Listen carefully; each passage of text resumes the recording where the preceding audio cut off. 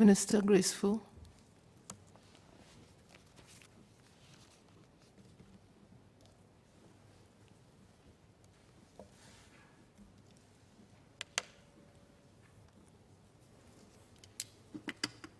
Thank you, Madam Chairman.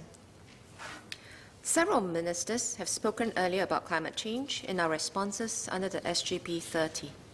I will now share MSE's work in 3 areas: building our climate resilience, decarbonizing our water sector, and moving towards a zero-waste nation. COVID-19 has underscored the importance of building resilience in our systems. We have started preparations to deal with the long-term effects of climate change. This includes investing strategically in R&D and our infrastructure. Sea level rise poses an existential threat to Singapore. Dr. Lim Wee Kiat, Ms. Po Lee San, and Ms. Nadia Sandin asked about our plans to protect Singapore's coastlines against rising sea levels.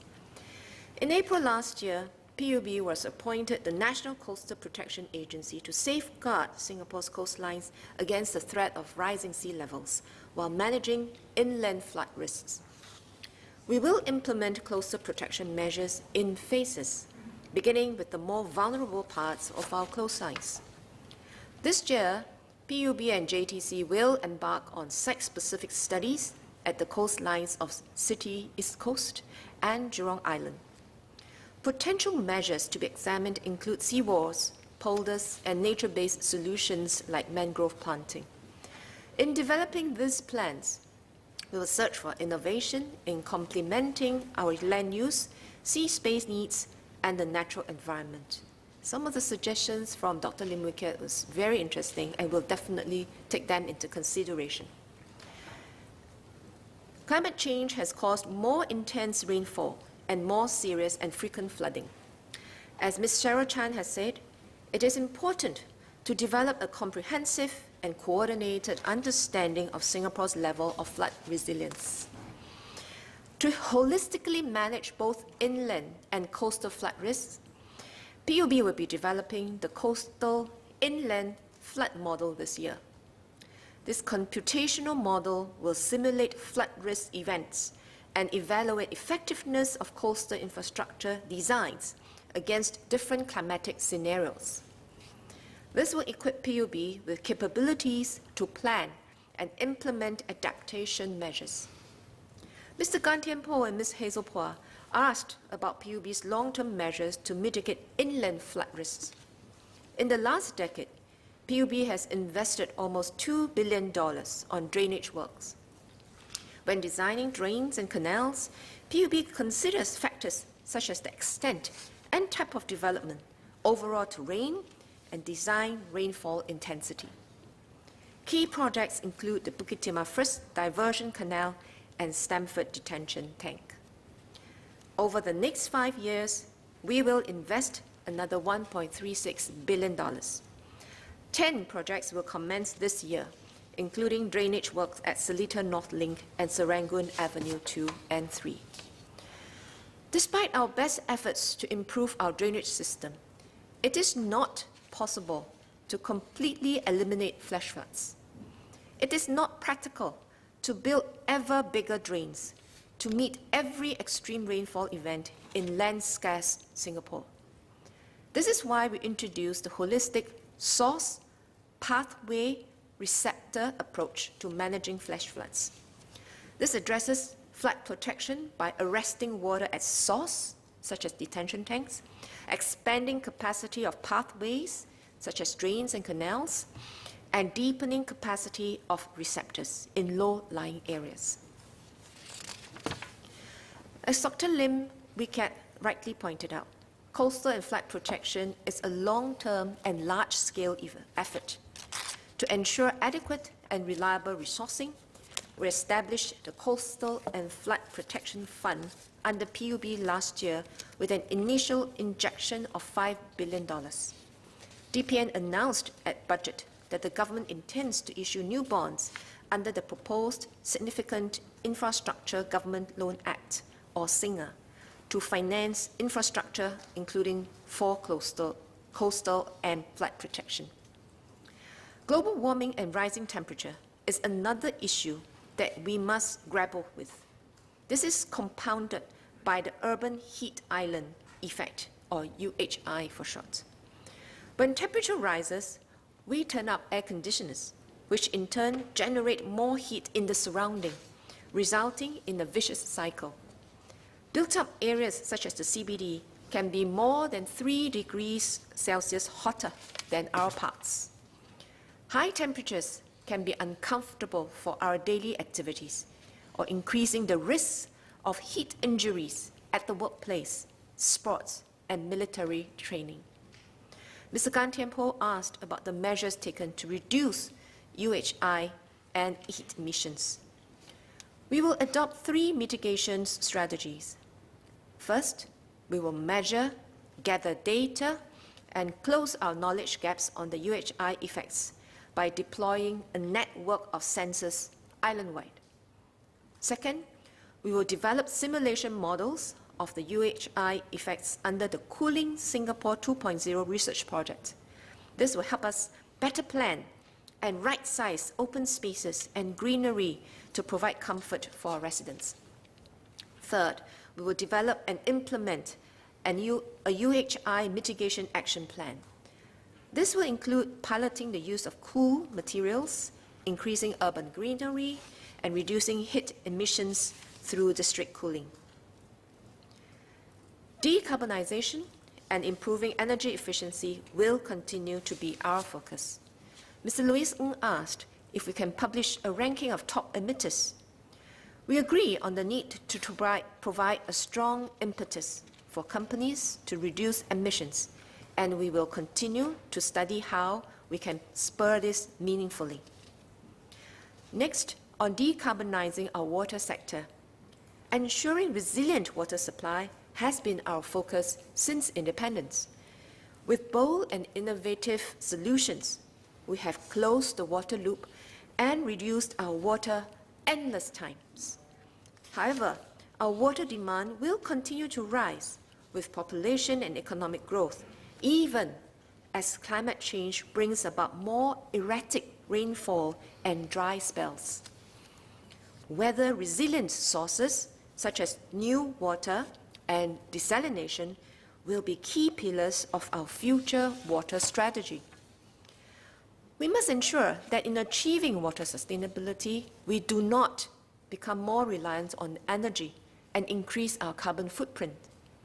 In the same bold and innovative spirit that enabled us to close the water loop, MSE will strive to break new frontiers in decarbonizing the water sector. Last year, we announced the construction of one of the world's largest floating solar panel system at Tengah Reservoir. We are on track to complete construction this year. This will generate enough solar power to meet the energy demands of our 5 local water treatment plants, making Singapore one of the few in the world to have a fully green waterworks system. Ms. Polisan asked for our plans of future floating solar panels and for improving energy efficiency of water treatment. PUB will complete the deployment of 2 floating solar panel systems at Bedok and Lower Seletar Reservoir this year. PUB and EDB are also exploring potential deployments in Upper Pierce and Kranji reservoirs, respectively. The environmental impact assessments are underway. Decades of R&D efforts led to our new water and desalination solutions. Today, PUB is undertaking R&D efforts to reduce energy use.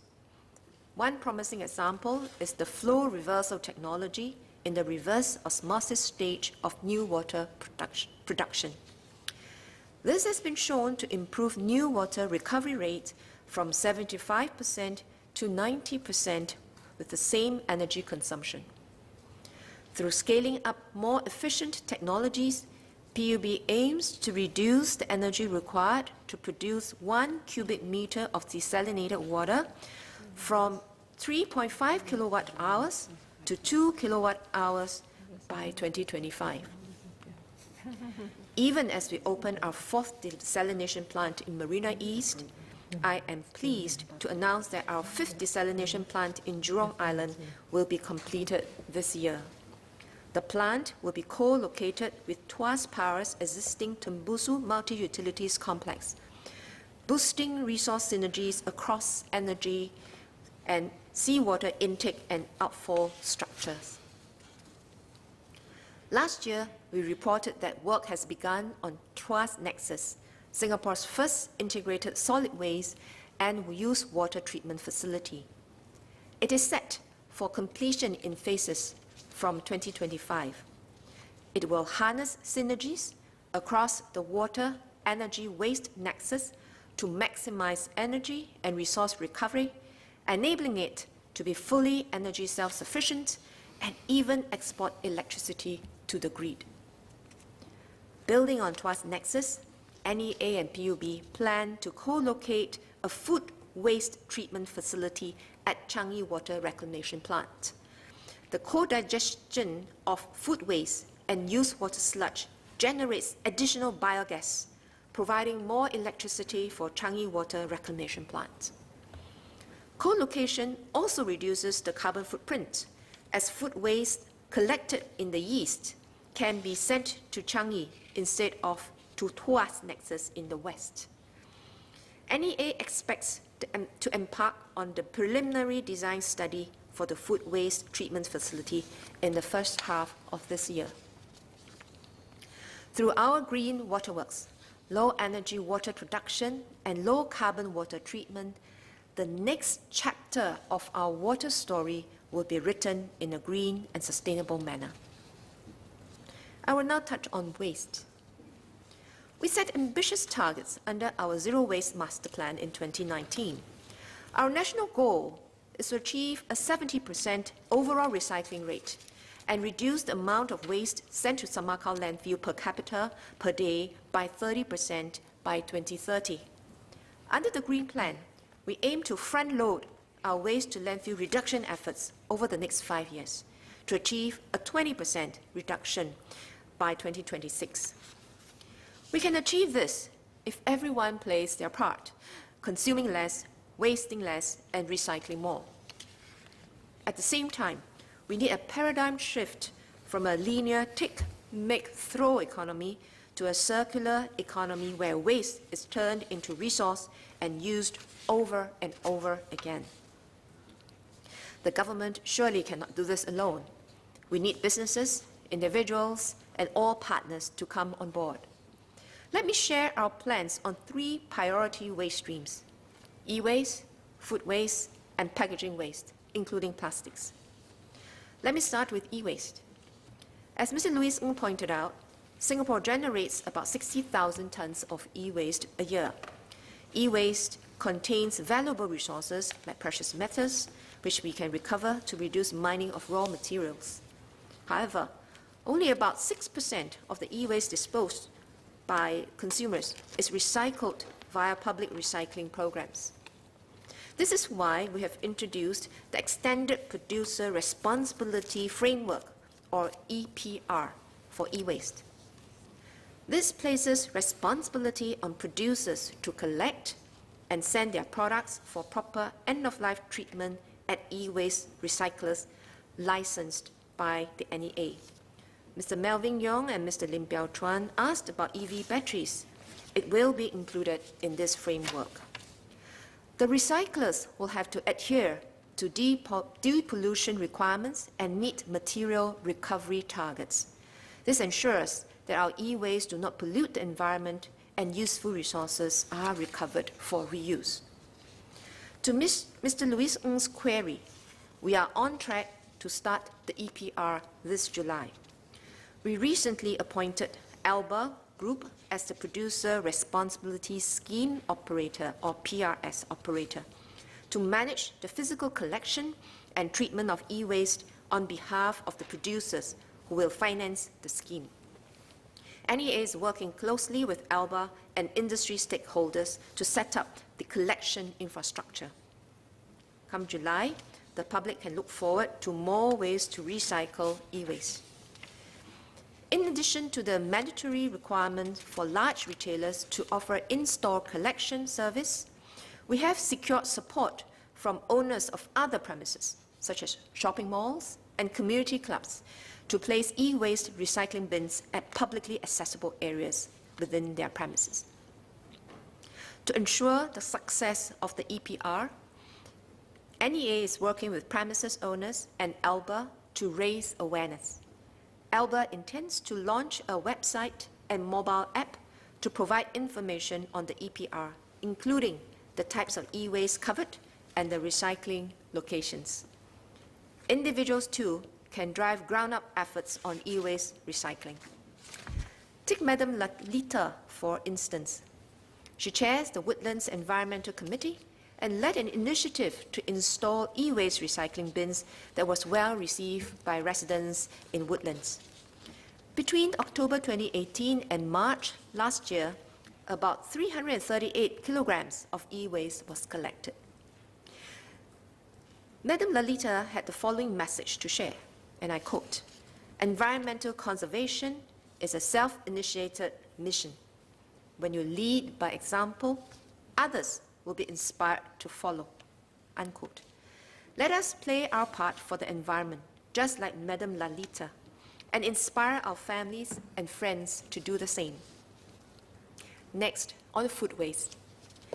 We are driving nationwide efforts to reduce and recycle food waste through outreach efforts and regulatory measures. Last year, we announced the requirement for food waste at large commercial and industrial premises to be segregated for treatment. Mr. Louis Ng asked if these premises should also report the amount of food waste segregated. Indeed, we are considering a framework for these premises to measure and report the amount of food waste segregated for treatment. This will highlight to them the amount of food waste they generate and the potential to reduce wastage. We will start industry consultations on this in the second quarter of the year. Aside from mandatory measures, we will closely support businesses in their efforts to close waste loops. NEA has been seeking applicants for its 3R Fund, a co-funding program to support businesses in implementing waste reduction projects. Parkway Parade received funding to install a new food waste treatment system on its premises and actively reach out to tenants to segregate their food waste to be treated. Between 2017 to 2020, Parkway Parade successfully diverted 1,200 tons of food waste from disposal. Packaging waste is our third priority waste stream. It accounts for about 1/3 of domestic waste disposed of, comprising materials such as plastic, paper, metal, and glass. While incineration reduces the volume of packaging waste, we can do more to reduce, reuse, and recycle them. We will put in place an EPR framework for packaging waste, starting with a deposit refund scheme, or DRS, for beverage containers. To Mr. Louis Ng's question, we have been engaging the community and industry to develop a DRS framework for Singapore. We plan to introduce the legislative framework for the DRS by 2022 and implement it in 2023. The transition period will give industry time to set up the collection and recycling infrastructure. We will continue to engage stakeholders, and we welcome all to participate in shaping Singapore's own DRS framework. Another important aspect in recycling packaging waste is building up our local recycling capabilities. More than half of our domestic packaging waste disposed of is plastics. We are pursuing both mechanical and chemical recycling solutions. The latter, which can take in contaminated plastics that are not suitable for mechanical recycling. NEA and Shell are jointly studying the feasibility of chemical recycling in Singapore, including the carbon savings potential of diverting plastic waste from incineration to produce pyrolysis oil or new oil as feedstock for petrochemical plants. One issue that has captured public attention is the excessive consumption of disposables. This includes single-use plastic, which Mr. Louis Ng and Mr. Dennis Tan have asked. Disposables have a short lifespan and contribute significantly to our carbon footprint and waste. Under greengov.sg, the public service is considering measures to reduce the use of disposables and will be announcing more details later in the year. Citizens are also actively co-creating solutions with us. In line with the SG Together movement, we convened a citizens' work group in September last year. 55 citizens of various backgrounds jointly came up with recommendations to address the issue of excessive consumption of disposables. They presented their recommendations to my ministry and NEA in January. We are heartened by the wide range of ideas, from policies such as a mandatory carrier bag charge to behavioral nudges such as visual cues in supermarkets. We will share our responses to the recommendations next month and publish them on the Clean and Green Singapore website. Where feasible, we will co-deliver them with the participants and other partners. It is our hope that all Singaporeans will have a growing consciousness to care for the environment, reduce their consumption, and waste less. In so doing, we can make sustainable living a way of life and achieve our vision of becoming a zero-waste nation together. Madam Chairman, 2020 has been a rough year for Singapore and the world. It has shown us that the current way in which we consume, our habits, and the way we treat our planet is not sustainable. But amidst the gloom, there were also many new and hopeful beginnings. We look forward to working with all Singaporeans to take a green leap forward in 2021 towards a sustainable, resource-efficient, and climate-resilient future for our nation. I'll now hand over to Senior Minister of State, Dr. Amy Khor.